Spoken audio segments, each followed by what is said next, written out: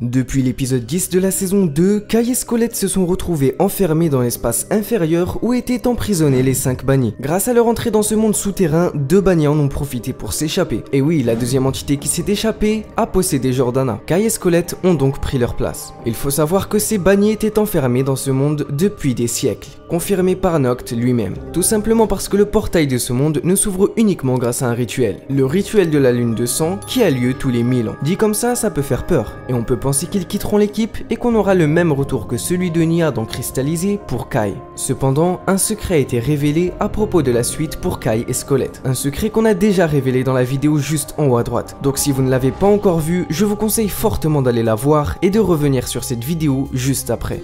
Voici à quoi ressemble l'espace inférieur. Cet endroit est particulièrement intéressant parce qu'il semble être dans différentes directions de gravité. La dernière phrase de Kai dans cet épisode 10, c'était « Les ninjas n'abandonnent jamais ». Ce n'est pas étonnant que Kai soit resté positif dans cette situation, et heureusement qu'il a encore de l'espoir, parce que Scolette ne croit pas du tout à leur éventuelle sortie de ce monde avant un millénaire. Mais un petit détail nous a peut-être échappé. Qui est Scolette?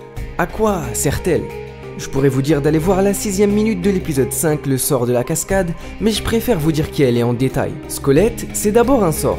Un sort qui, un jour s'est dit, pourquoi pas adopter une forme humaine? Elle a donc rencontré Wu. Et oui, il faut savoir que Wu peut aussi nous cacher certaines choses. Mais à quel moment de sa vie a-t-elle rencontré Wu? Très bonne question. C'était juste après qu'elle ait réalisé ce pourquoi elle a été fabriquée, vaincre les 5 bannis. Ensuite, elle a mené sa vie comme quelqu'un de normal dans le pays des objets perdus, jusqu'à aider les ninjas et se faire capturer par Race pour délivrer ces 5 bannis. Et c'est là qu'un détail nous échappe. La première fois, elle a enfermé la menace. Et la deuxième fois, en saison 2, elle en a libéré une partie en se faisant elle-même enfermer dans ce monde parallèle. Alors, qu'est-ce qui l'empêcherait de se servir de la magie qui lui reste pour se libérer, elle et Kai, de cet espace souterrain? Admettons qu'elle le fasse, elle aura donc libéré 4 personnes au total, sachant qu'elle a logiquement une limite de 5 libérations après avoir capturé 5 entités qui ne sont d'autres que les 5 bannis. J'aimerais vraiment avoir vos avis sur cette théorie, parce qu'en soi ce serait la chose la plus logique qui pourrait se passer. Maintenant, attention, si vous préférez attendre la partie 2,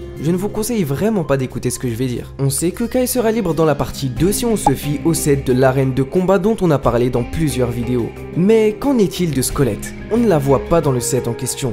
C'est étrange, mais je dois vous rappeler qu'on ne la voit dans aucun set. Encore une fois, il n'y a rien de sûr par rapport à ce set, on ne peut qu'attendre pour en avoir le cœur net, mais on espère vraiment avoir le droit au retour de Kai dans la partie 2. Alors comme d'habitude, merci d'avoir vu cette vidéo jusqu'à sa fin, n'hésitez pas à nous laisser un petit like et à nous déposer vos idées en commentaire, ça fera très plaisir. Dites-nous ce que vous pensez sur l'avenir de Scolette et de Kai, ce que vous espérez dans cette deuxième partie, et moi je vous dis à la prochaine.